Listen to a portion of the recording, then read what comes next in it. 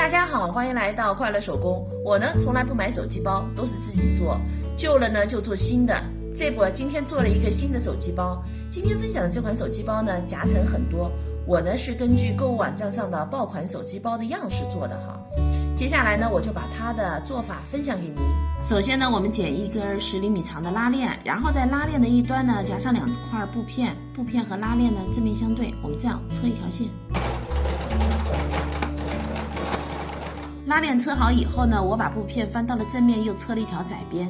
接下来呢，咱们剪2块材料哈。这2块材料呢，长度是12厘米，宽度10厘米。今天所有的材料的反面呢，我都烫了60克的无纺衬。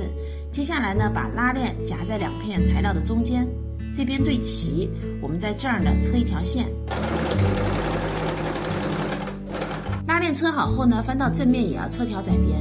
接下来呢，我们准备一块长19厘米、宽10厘米的材料，我们把这条边和这儿对齐，然后再做一条1厘米宽的布条哈。布条的边呢，用双面胶烫成光边，然后把布条搁在这条边上，在布条的2边各车一条线。全部车好以后呢，我们把多余的剪掉，剪成和这儿一样宽。接下来呢，再剪一根拉链哈，拉链的一头呢包上布片，拉链的正面相对搁在这儿。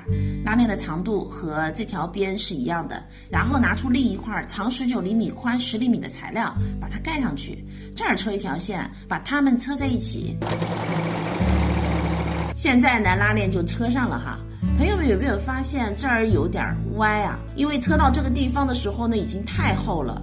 我那个缝纫机已经不太好车得过了。我是边拽边车的，车好之后呢，还是这样子歪七扭八的哈。在做之前呢，我已经考虑到这个问题了，所以今天拉链的一端呢，我是用布片包上了。想想这儿能够薄一点，会好车一点。其实还是非常难车的，这个地方确实太厚了。接下来呢，我们裁2块材料哈，长度19厘米，宽度11厘米，把这2块材料呢叠齐，然后把这块材料搁上去，用包边带把这条边呢给包上。现在包边呢车好了，在这儿呢我还车了一个雌雄贴。接下来呢，拿出一份长度30厘米、宽度10厘米的材料，把做好的材料呢搁在这儿，这3条边对齐，然后车上这3条边。在这儿相对应的位置呢，我们车上另外一半雌雄贴。3条边的车好了，咱们的手机包就快做好了哈。这个大的夹层呢还是挺深的。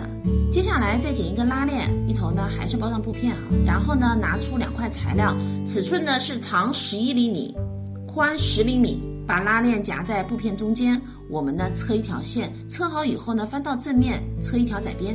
拉链车好以后呢，拿出手机包的最后一份材料，长度30厘米，宽度呢11厘米，这份材料和它是一样的尺寸哈。